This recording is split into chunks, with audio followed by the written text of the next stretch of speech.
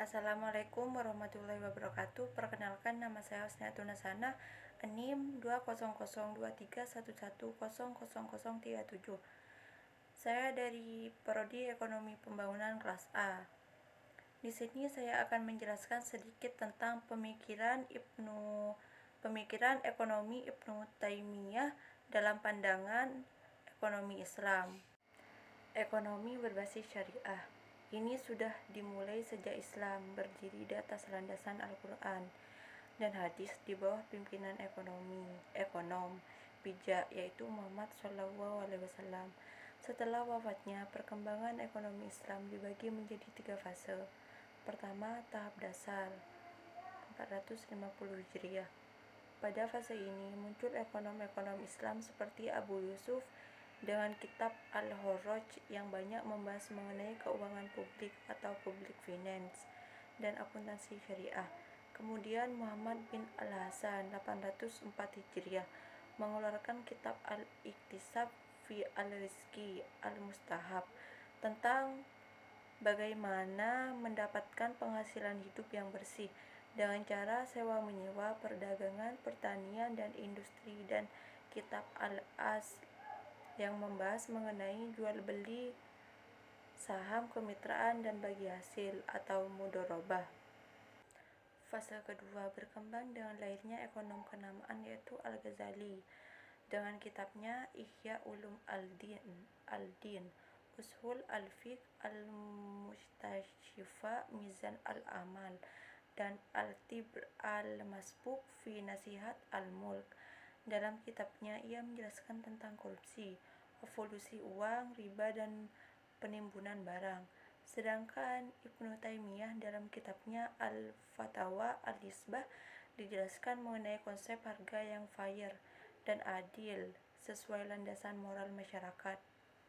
Lalu Ibnu Khaldun dalam buku Muqaddimah membahas tentang politik, sosial ekonomi Islam hingga perdagangan luar negeri. Fase ketiga lahirlah Shah Waliullah dan kitabnya Hujjatullah Al-Baligho yang menjelaskan tentang rasionalisasi pendapatan hingga dewasa ini muncul pakar ekonomi syariah seperti Umar Japra. Pemikiran ekonomi Ibnu Taimiyah yang pertama yaitu kompensasi dan harga. Dua istilah yang sering ada dalam pembahasan Ibnu Taimiyah tentang masalah harga yaitu yang pertama kompensasi yang setara, iwat al-mits, diukur dan ditaksir oleh hal-hal yang setara dan itulah esensi dari keadilan, nafs al-ad. Yang kedua harga yang setara, saman al-mits.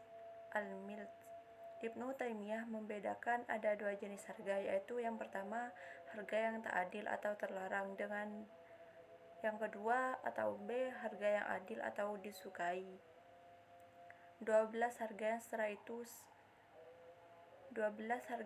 itu sebagai harga yang adil. Jadi dua kata adil dan setara digunakan saling mengganti. 13 konsep Ibnu Taimiyah tentang kompensasi yang adil atau iwat al-mit dan harga yang adil saman al-mit.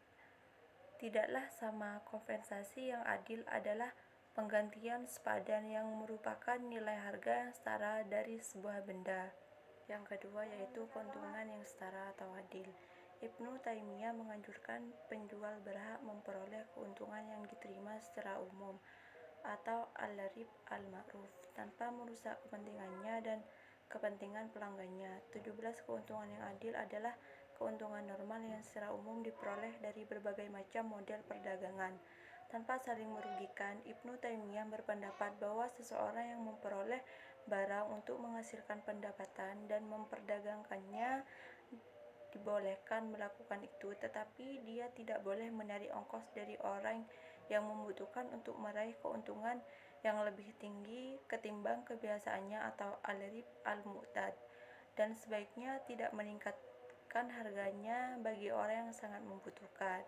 Ketiga yaitu mekanisme pasar. Ibnu Taimiyah memiliki pandangan yang jernih bagaimana dalam sebuah pasar bebas harga dipengaruhi oleh kekuatan permintaan dan penawaran. Ia berkata, naik dan turunnya harga tidak selalu berkait dengan kezaliman atau zulm yang dilakukan seseorang.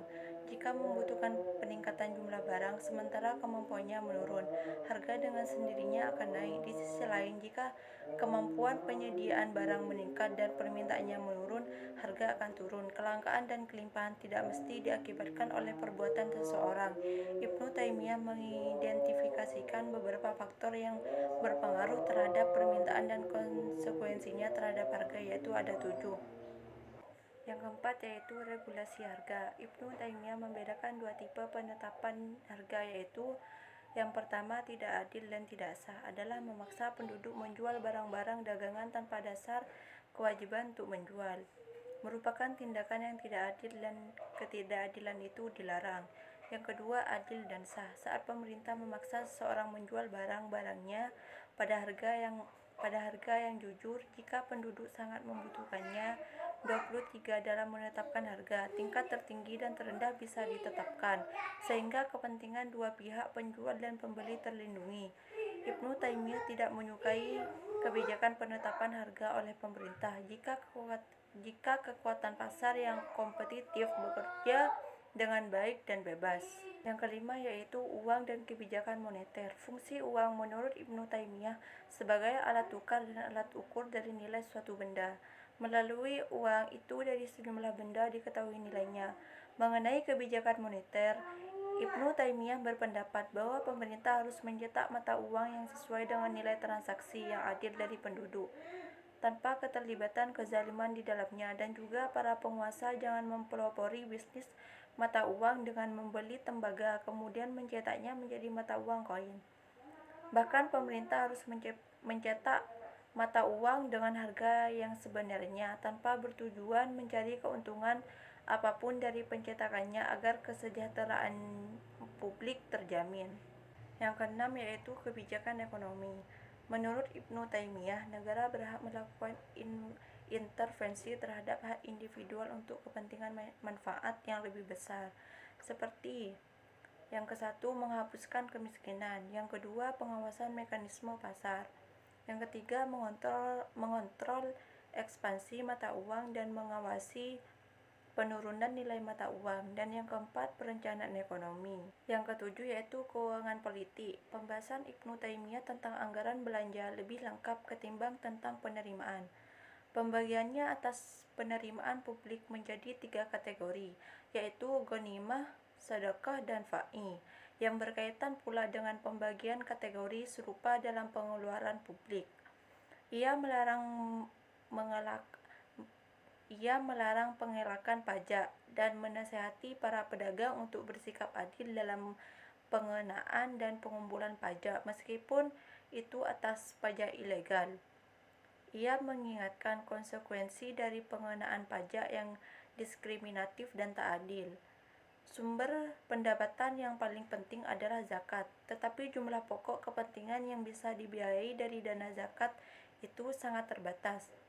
Penerimaan dari ghaniyah adalah tak menentu. Sekian dari saya, kurang lebihnya mohon maaf. Wassalamualaikum warahmatullahi wabarakatuh.